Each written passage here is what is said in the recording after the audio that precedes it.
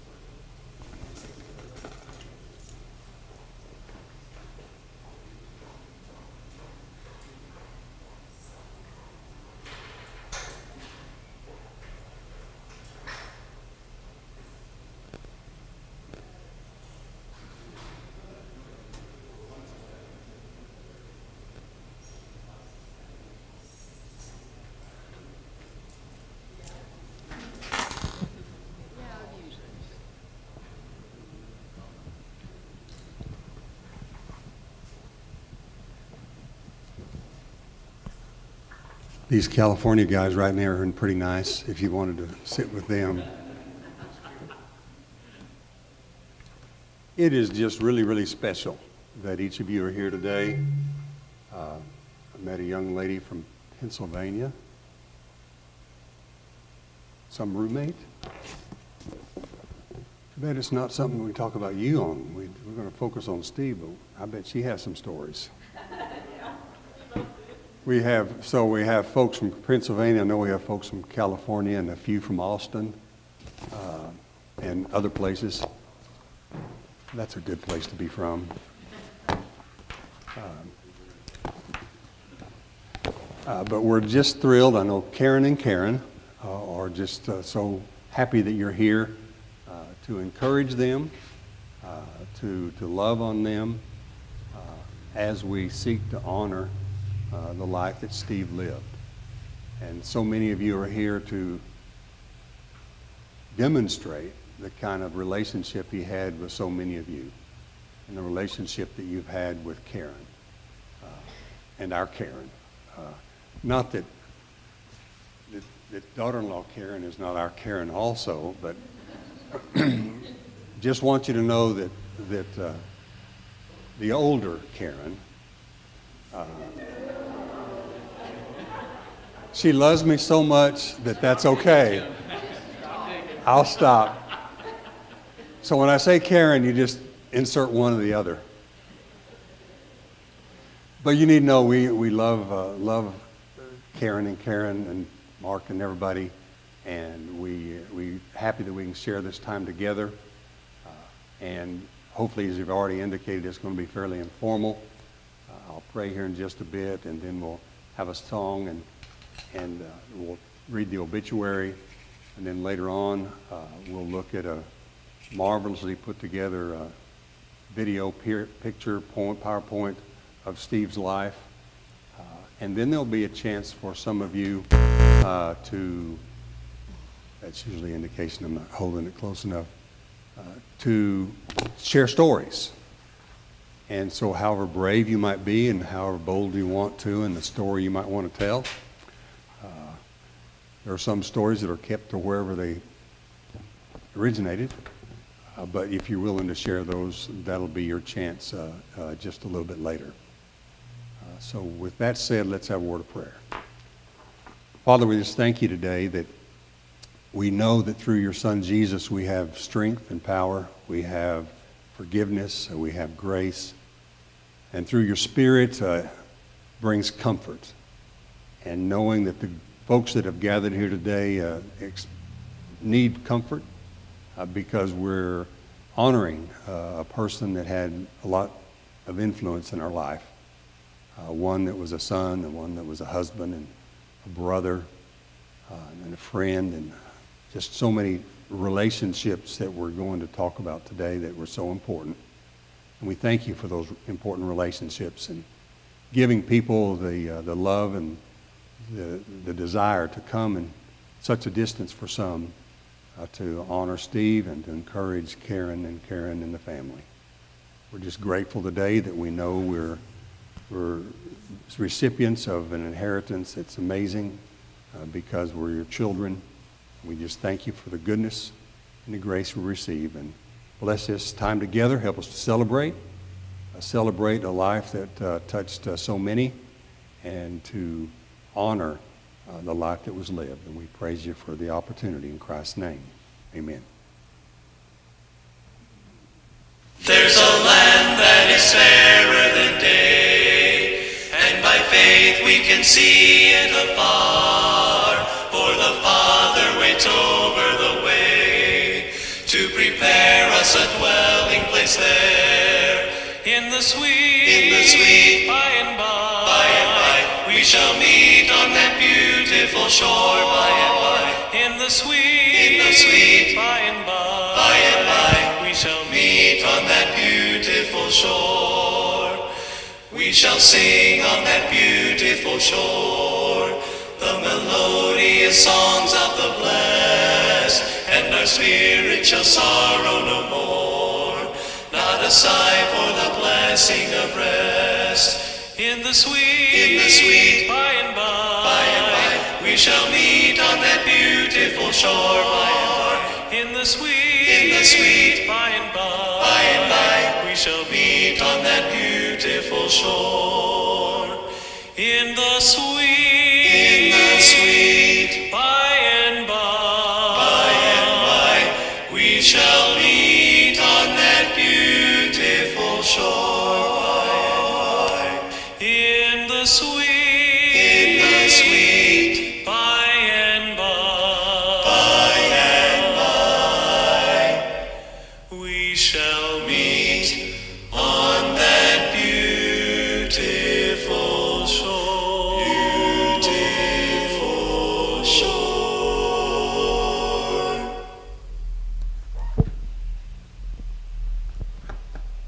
We have those promises given to us about that beautiful shore, the life that is promised to us. Karen has done an amazing job putting together information about her husband. This is not an easy task, and she's done a marvelous job of organizing our celebration this afternoon, I guess now, and wanting to honor him. And his life story, some of you are familiar with. For some of us, this was a new thing. But Steve was born 1964, April 1st. I bet he heard a lot about that, April. Brother smiling up here. Yeah, okay. And then passed November 1st, 2024. It's a heartfelt remembrance that we celebrate the life of Stephen Kent Herring, who peacefully left this world on November 1st, born April 1st at Patrick Air Force Base. Steve would grow into a dedicated husband, a business owner, entrepreneur, and beloved friend. Working from a young age at his father's factory, Steve learned his work ethic from both his mother and father. He learned early on from his mother how to organize a project to completion and develop a knack for creating efficient workflow processes to that end. And you get credit for that, Karen. The family was very focused on family business where they all took part while his mom taught school and provided a structure in the home. He learned self-discipline and hard work both there and on the football field, especially as a teenager. He had a protective nature about him, and growing up in an adult world, he became bold and outspoken. We might hear some information about that outspoken in a little bit. He did not suffer fools, or, I see some head shaking, or those who were dishonest. And he had no reservation pointing out this to deter the exploitation of others.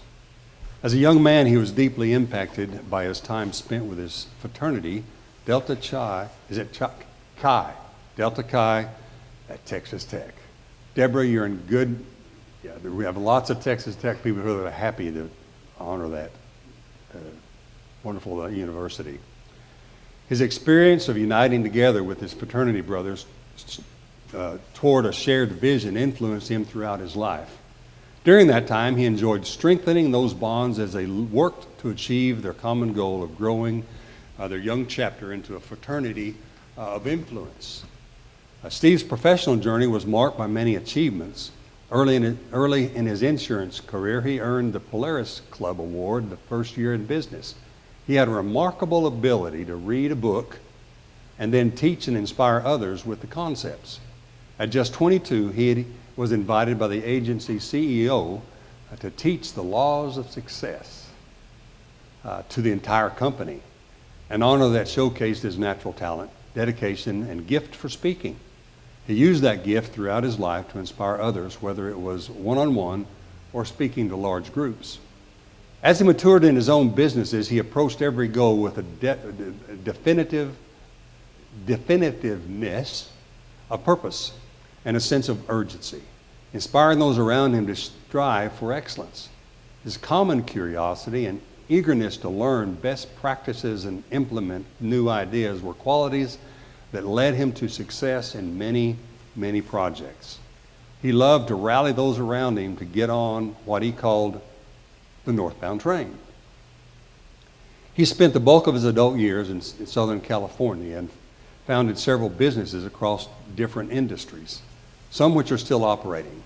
He worked hard to make the Incorporated 500 list for his commercial life / safety company with the help of the team he built from the ground up. His innovative spirit and commitment to investing in people led him to become a certified modelnetics, where he passionately trained his employees business principles that helped them in their own careers. He demanded a lot and was a tough boss, but he influenced younger people to grow in their careers as they moved forward in life, which he took great pride. Always the learner. He furthered his own education by attending Pepperdine's Grisadio School of Business, where he received his president and key executive masters in business. His desire to be around like-minded entrepreneurs led him to discover Young Entrepreneurs Organization, or YEO, as I heard a while ago. With no chapter close to home, Steve founded the Orange County chapter of the organization. Serving as president for 2 years, he made lasting friendships with members of this organization. Later, he had a few of his friends from this chapter help to launch the first international chapter in Japan. He truly loved influencing others and was a dynamic speaker whose speaking engagements included the University of Hawaii, Pepperdine University, and various business groups. More than anything, though, Steve's favorite pastime was exploring various business frameworks, concepts, and new ideas with his friends and colleagues, turning challenges into workable solutions. For several years, Steve devoted himself to caring for those he loved. Practically during times of illness, he selflessly did this while managing a growing business, providing unwavering support to his loved ones. When he took on the personal affairs of his wife's aging parents, he never missed a Sunday watching football with his father-in-law, and they enjoyed verbal sparring with each other about current events. He was the last person his father-in-law recognized and who was always excited to see him. Steve also loved discussing the profound and intellectual subjects with his mother-in-law. He brought laughter and light to their lives during difficult times. His ability to brighten their days and foster loving relationships with them remained a cherished memory. Steve was passionate, forthright, and brash, but had a compassionate heart. He never hesitated to explore options with anyone who needed help or new direction. He would give the shirt off his own back to help those who cared for him, and he did. Lastly, Steve was devoted to growing in life with his wife, Karen, who shared his love of animals and who joined him in exploring new businesses or psychological framework or sharing long, long talks about many subjects in great depth. He enjoyed influencing others, but would change pace if someone had a better idea. He sought the truth above all else. Steve was preceded in death by his father, Carol, his father-in-law, Carl, his mother-in-law, Millie, his grandparents, L.M. LaRue, Thelma and Homer, his aunts, Glenda, Barbara, and Sylvia. He's survived by his wife, Karen, his mother, Karen, his brother, Mark, and wife, Jasmine, and niece, Kendra, and her husband, Eric, and niece, Tricia, and her husband, CJ, and grandnieces and nephew, Mia, Summer, Caleb, Mary, Abby, and Ava. He will be deeply missed, but never forgotten by his friends and loved ones. So that's a little bit. And I thought wonderfully put together. Now, are there some that would like to share special memories? And you can stand where you are and I can hand you the mic. If you, that's what's next, right? Okay. Okay.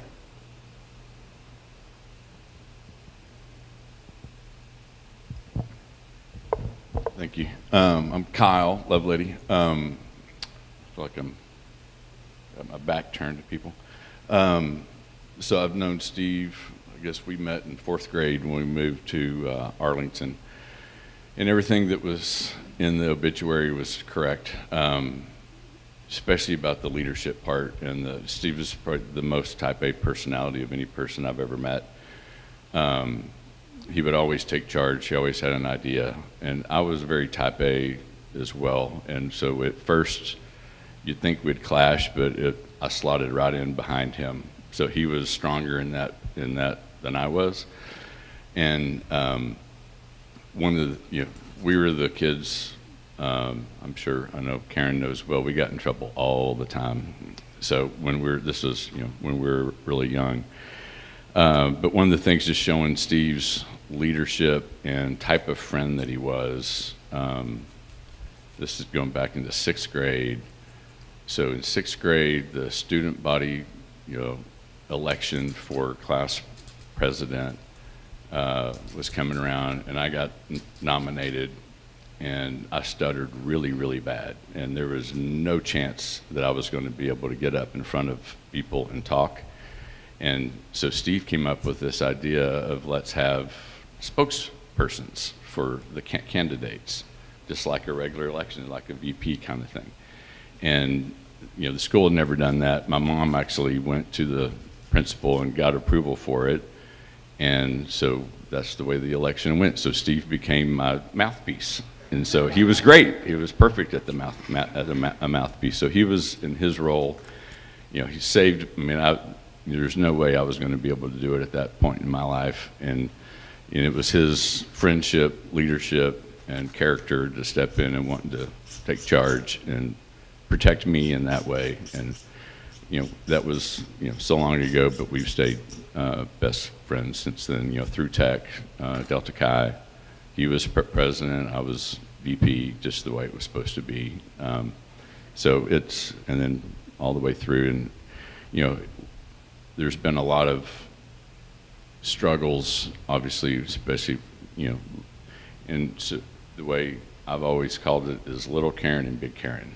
So little Karen has, really been a saint. I'm sure very much everybody here knows. If you don't, you should, of how she handled everything and what she did sacrifice-wise to take care of Steve, because it was tough. And so it's a blessing that you made it through.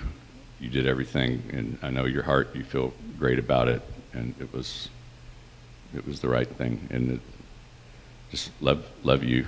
And anyway, thanks. Since this is the Delta Chi version of Steve,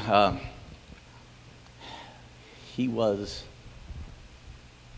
almost big brother-like to me in some ways, because I can get a little ADD and see a squirrel every now and then. And hear my friend who was born on April Fool's Day that suffered no fools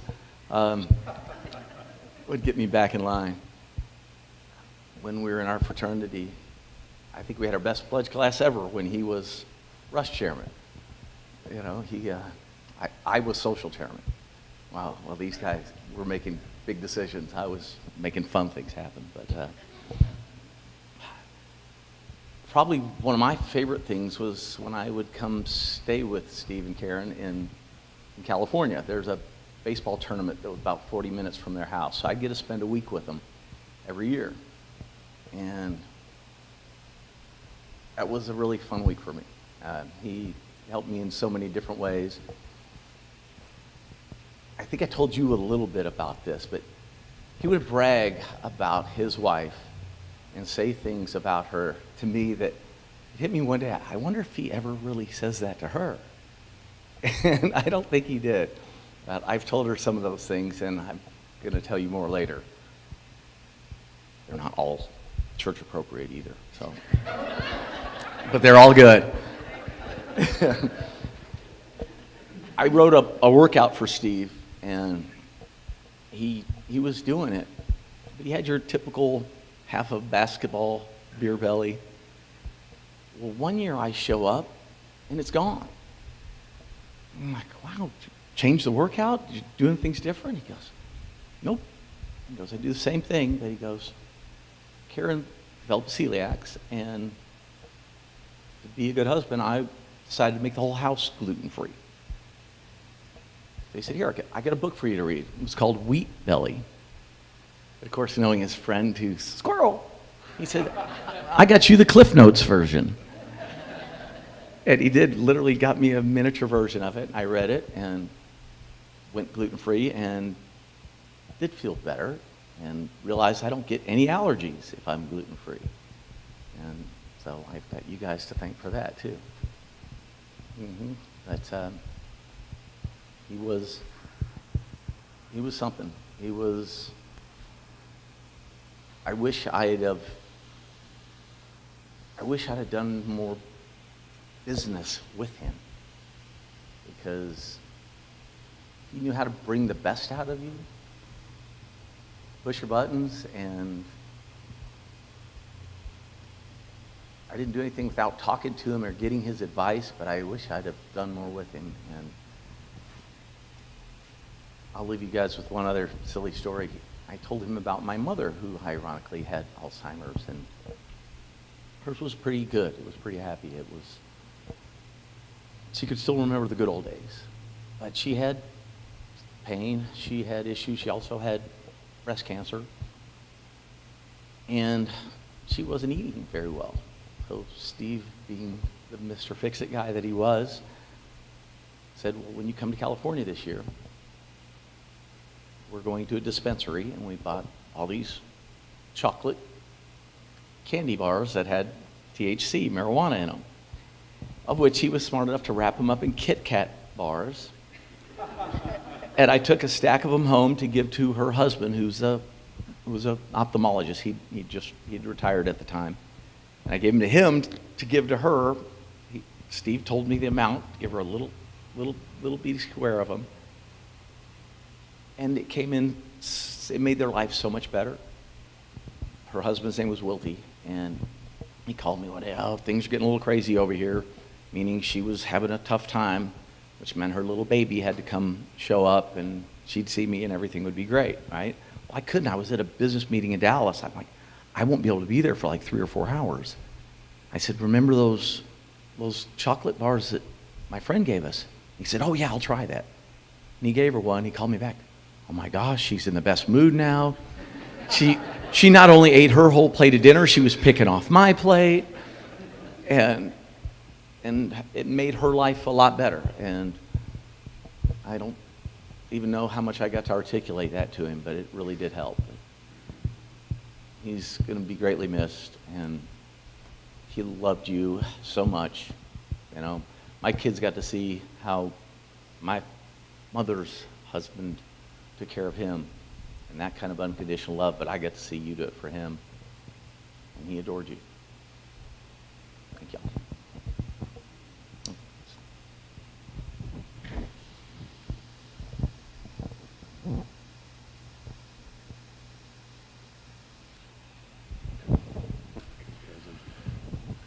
I'm Greg Vincent. I'm Steve's cousin, and that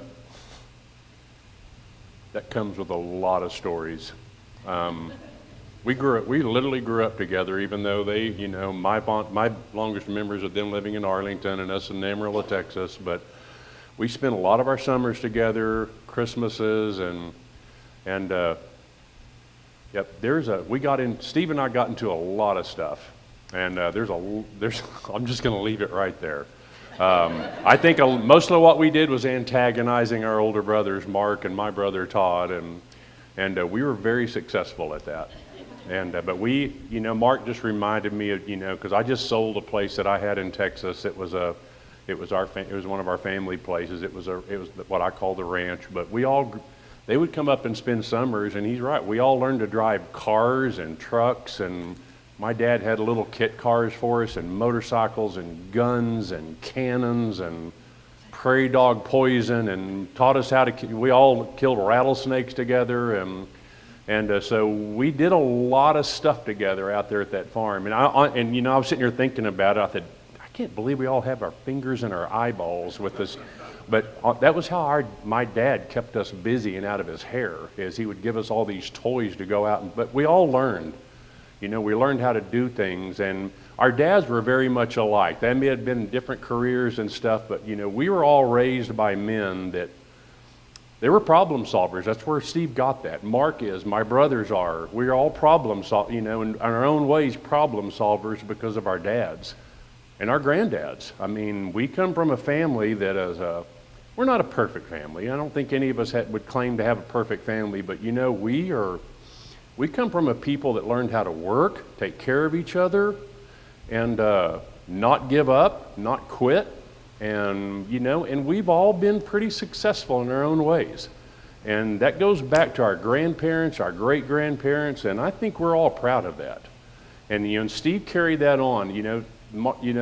Tim said something a while ago talking about intellectual sparring. And y'all have to forgive me, my brain's a little short-circuited. I had a brain issue a few years ago, and I get a little scatterbrained. But talked about intellectual sparring, and Steve liked to do that. And I remember that at a young age. I remember him sparring with Mark and my older brother and his dad. I remember sometimes he'd be around my dad, and he would start asking my dad questions to a point where my dad would look at him and say, "That's enough with the questions." And you know, but Steve liked to challenge people. And you know, and he challenged us in our own ways with financial and some business stuff when we would see him out at our place in New Mexico and then later in Colorado. I mean, there's certain questions that he would ask you, and I mean, in months later, you're still thinking about those questions. Whether you agreed with them or not, I mean, he would challenge you to think about things, and you know, and that was just Steve's way. And but you know, I have a lot of fond memories of Steve growing up, and you know, we had a lot of fun together. Whether we were, you know, and my earliest memories, you know, is and I'm not even sure why it came up. Florida. Y'all lived in Fort Lauderdale or something, or somewhere in Florida, and I'm not even sure why that came up all ago. I just remember walking down a street one time, and they had a dog named Suzette. Is that right? And I was walking down a few houses from their house, and I thought I saw Suzette in the door of somebody else's house, and I remember walking up. They probably don't even know this. I walked up to this door, and this little poodle came out of this door like a Doberman Pinscher and chased me all the way back to their house. And I think we were little kids. We must have been pretty young. I remember, because there's a memory I have of Disney World and me and Steve being on dog leashes. Do I remember that right?